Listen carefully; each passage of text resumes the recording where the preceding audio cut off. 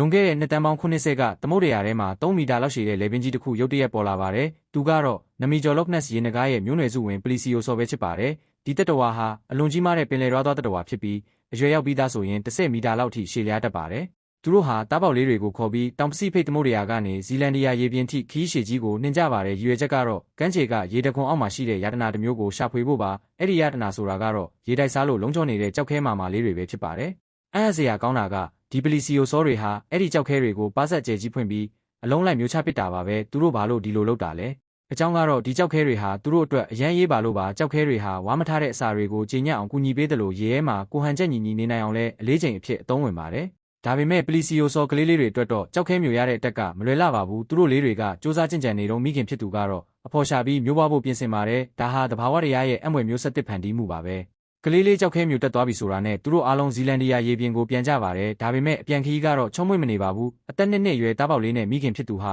အုပ်စုနဲ့ဝေးပြီးနောက်ကျကြံခဲ့ပါတယ်မိခင်ဖြစ်သူဟာမိဖွားဖို့အချိန်နီးနေပြီမို့လို့ရေကူးရတာခက်ခဲနေချိန်မှာပဲ9မီတာလောက်ရှည်တဲ့မိုဆာဆော့တကောင်ကသူတို့ကိုချောင်းမြောင်းနေပါတော့တယ်ဒီလိုရေးကြုံလာချိန်မှာတော့ပလီစီယိုဆောကလေးငယ်ဟာမယုံနိုင်စရာတတိတွေကိုပြသခဲ့ပါတယ်သူဟာအင်အားကြီးတဲ့မိုဆာဆောကိုထိတ်တိုက်ရင်ဆိုင်ဖို့ရဲရဲဝံ့ဝံ့ရှစ်ထွက်သွားခဲ့တယ်ဒါဟာတေတွင်းထဲကိုဆင်းသွားတယ်လို့မျိုးအနေအများပေမဲ့သူ့ရဲ့ရဲရဲမှုကြောင့်အချိန်ဆွဲနိုင်ခဲ့တယ်လို့အနာကတခြားပလီစီယိုဆောအုပ်စုကြီးကိုလည်းအာယုံစိုက်လာအောင်လုပ်နိုင်ခဲ့ပါတယ်နောက်ဆုံးမှာတော့အုပ်စုလိုက်ဝိုင်းဝန်းတိုက်ခိုက်တာကြောင့်မိုဆာဆောကြီးဟာရှုံးနိမ့်ပြီးစုတ်ခွာသွားခဲ့ရပါတယ်အဲ့ဒီနောက်မိခင်ဖြစ်သူဟာတစ်နှစ်ခွဲကြာအောင်ကိုဝန်ဆောင်ခဲ့ရတဲ့ဝေဒနာတွေကိုအန်တူပြီးနောက်မှာတော့တားပေါက်လေးကိုမွေးဖွားနိုင်ခဲ့ပါတယ်တမိုင်းမှာအကြီးဆုံးလို့ဆိုရမယ့်ဒီကလေးလေးဟာမွေးကလေးက3မီတာလောက်ရှိပါတယ်သူတို့ဟာရေနေတက်တဝါတွေဖြစ်ပေမဲ့အဆုတ်နဲ့အသက်ရှူတာကြောင့်အောက်ဆီဂျင်ရဖို့ရေမျက်နှာပြင်ပေါ်ကိုတက်ရပါတယ်မိခင်ဖြစ်သူရဲ့လမ်းပြမှုနဲ့အတူကလေးလေးဟာပထမဆုံးအသက်ရှူတန်ကိုစတင်ခဲ့ပါတယ်ပလီစီယိုဆောမိသားစုတွေဟာတဦးကိုတဦးအရန်ကယူဆိုင်ပြီးစီစီလုံးလုံးနေထိုင်ကြပါတယ်ဒီကလေးလေးဟာလည်းနောက်တစ်ချိန်မှာတမလာပြီးဒီသမုဒ္ဒရာကြီးရဲ့အရှင်သခင်တစ်ဖြစ်လာနိုင်ပါတယ်